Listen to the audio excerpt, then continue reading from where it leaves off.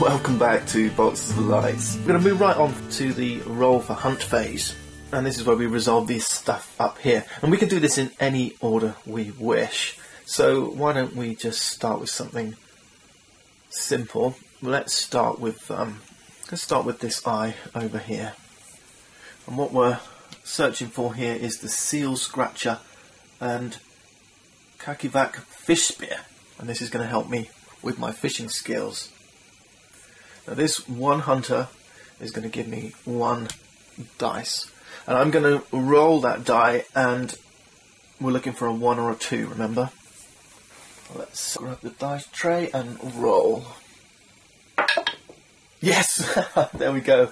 We got a 1. We got a success. Excellent. We'll claim our hunter back. So the hunter goes back here to the unassigned. And now we can take this card into our hand. This has the hand icon. Whenever you see the hand icon, you know that you can take this card into your hand. Now oftentimes this hand icon comes with some blank dice. I don't think we've got any on the board right now. No, we don't. We'll place that face down here as there. Card in hand. Now remember, you've got to respect the hand size. At the moment, we've got a hand size of just 1, right? Because we've got 1 sage here. This wife, Pipili, she gives you +1 hand size for D cards only, not for I cards. So at the moment, we're at our maximum hand size. Let me show you an example of a hand with some dice on it. I've just pulled this out, I'll shuffle it back in a minute. But what this means is I'll need 2 matching dice to take this into my hand. So perhaps 2 5s. So if I'm successful in the hunt, I get the reward. If I get 2 matching dice, then I can take it into my hand. Now you don't have to be successful, right? 2 5s is good. 2 5s is not successful on the hunt, but it is a matching pair, so I can take it into your hand. Alright, so these 2 things are distinct from each other. The difference here with this one is it has no dice. In order to be successful here, alright, it's not asking for doubles or triples or anything. You just have to be successful, and that's why the hand is alongside the success or failure icon. Alright? So for this one, success in the hunt gives you a baby. Success in the hunt allows you to take it into your hand. For this one, whether you're successful or not, a pair of any numbers, right, could be 6s, doesn't matter, a pair of any numbers will allow you to take the Norwegian elk into your hand. I was kind of hoping we'd see some domesticated animals so you could see that working, but never mind. Alright, so we've resolved that one. What happens to that empty space? In the solo variant, it recommends that you play something called the survivalist game, and in the survivalist game, nothing happens. That blank space remains blank. We don't refill it. In the normal game, you would take another card and then refill the spot. Now, I'm gonna do that. I'm not gonna play the survivalist variant because, well, normally I would, but I want to show you more of the game, and because we don't have any animals down here, I'm hoping that a D will come out and, you know, you'll get to see more of the cards. So, playing multiplayer, not playing the survivalist game, solo, then you would refill the spot, and yet we got a polar bear, right? Something tough to beat. There's a couple of other rules that the survivalist game brings. I'll mention them in just a moment as we hit them. In fact, we could do one of them right now, because what we have here is, let's resolve this one. Remember, we can resolve these in any order we wish. When you're playing multiplayer, first player decides the order in which they get resolved. Let's go for the Arctic cod here. We've got the tunic, the green player.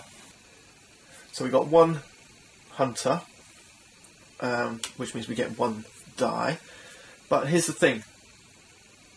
This is the alpha. Remember the normal hunters are this smaller cube. This is the alpha, and we've all got 1 of those. And with the alpha, what you can do is, in the regular game, the alpha becomes automatically a 1.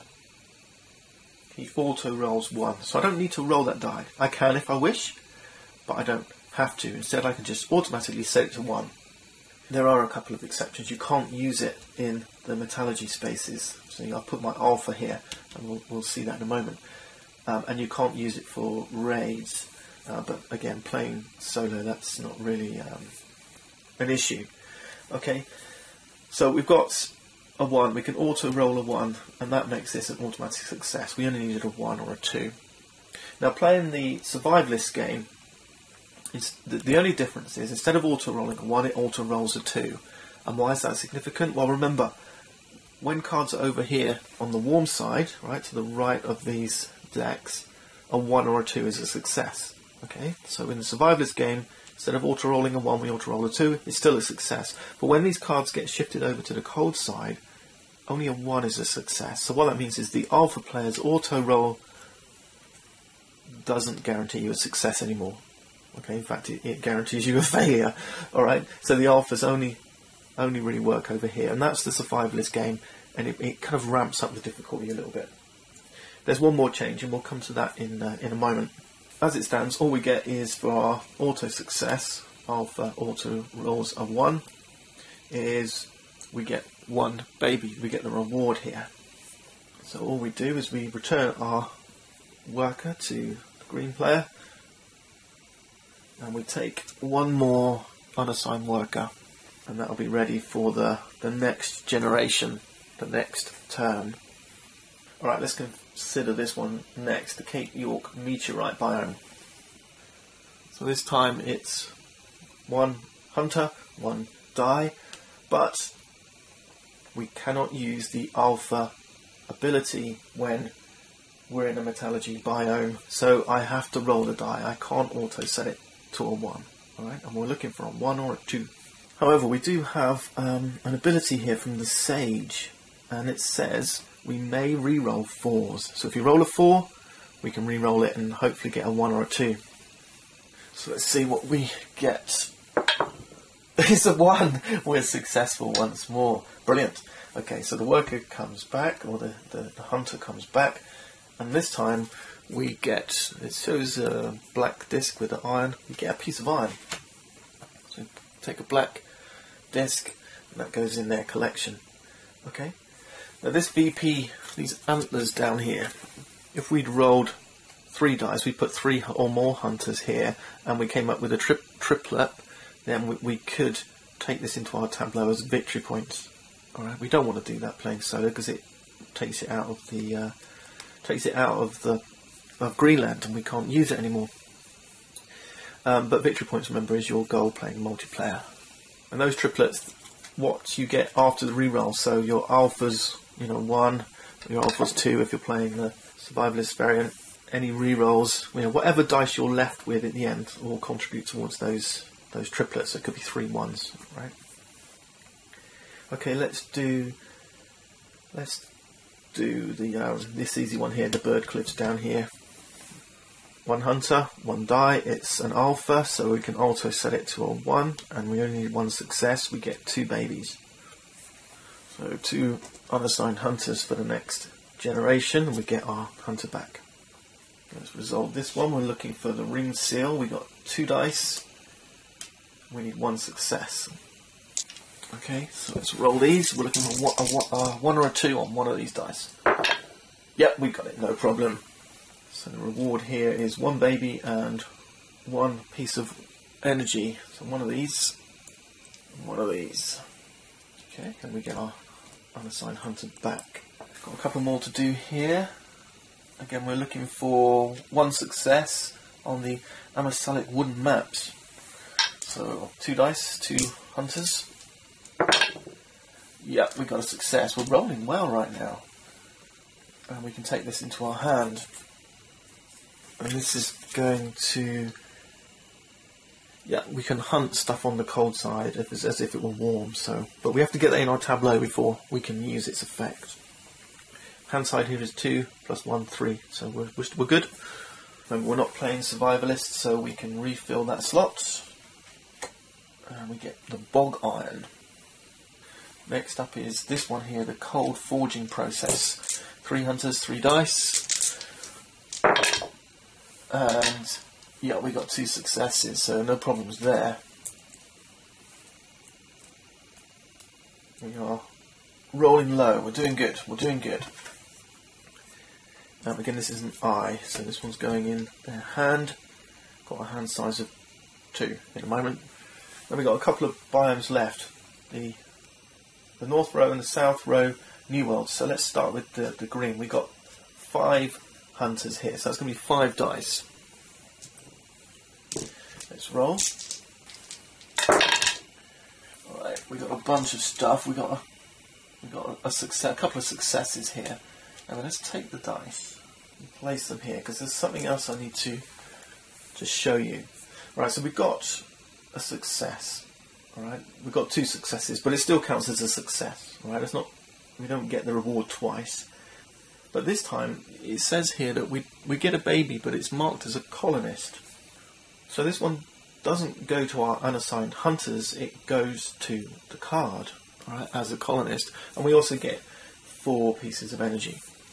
There's only one green one left over here, so that's a limit, by the way. If you run out of cubes, you can't place any more. And then 4 energy. 3, 4 for the green player. Now, unfortunately, there's an 8 limit. You can't have more than 8 at any one time, so he's already got 5. So one of these is going to go back to the supply. So that's our reward. Now, the other thing is these dice marks here. These are called attrition. We're busy chopping down lumber, but potentially we're going to take some damage. Some people are going to get killed as we compete with the natives here. For every 6 and 3 we roll, we're going to lose one of our colonists. We rolled 1 6, so this guy is going to get sent back to Valhalla. This one's gone. There's nothing we can do to save that. Finally, then we do exactly the same here for the Tool, who are here in Greenland. So it's 4 hunters, 4 colonists rather, 4 dice. And yeah, that's not so good. We've got no successes at all there. And we don't have any daughters that are going to help us. We do have the Sage though, which allows us to reroll 4s. But I don't want to do that because that's still only 1 success. Remember, only 1s or 2s. 1 success, and there's a chance it may end up being a 3 or a 6. That's attrition. So unfortunately, I'm going to lose 2 colonists. Yeah. And now I can talk to you about one of the other survivalist rules. One of the standard rules is called the iron rule, F4 iron rule. If you spend 1 piece of iron, I could save all of those hunters. 1 iron saves all hunters lost in a single attack. The survivalist rule takes away the iron rule. Okay, so you can't use the iron rule playing survivalist. I'm not, but I don't want to use that just yet. Okay, now that concludes the roll for hunt phase. These colonists don't go back as unassigned hunters, they stay there. Alright, they're permanent colonists. We can retreat them if we wish to during the negotiating attacks phase, so not, you know, back before we do the hunt rolls. But we have to retreat all of them. Okay. And given that we got 5 here, we can't retreat any because we have to retreat all of them, and we can only retreat a maximum of 4 with our mariner. We'll need at least another mariner to retreat all these, but we could retreat these in the next negotiating attack phase. For now though, we're kind of reaching the end of the turn, so I'm going to wrap up the video at the end of this turn, but there's a couple of more steps to do. The first thing is we look in our tableaus for any Ds, any domesticated animals, when we normally go in player order. There's only one, and that's the goat down here, and we would normally pay any costs, which would be, there's 2 snowflakes here, so we'd have to pay for the first snowflake 1 elder or 1 energy, one of these orange discs. And then the same again, another elder or orange disc. We don't have the pony, we have this goat who has no upkeep costs, but does give us a benefit. And the benefit here is 1 baby for the next generation. So we take that from Valhalla, and we get 1 more hunter. Alright, so we've got a good population going down here in the Norse camp.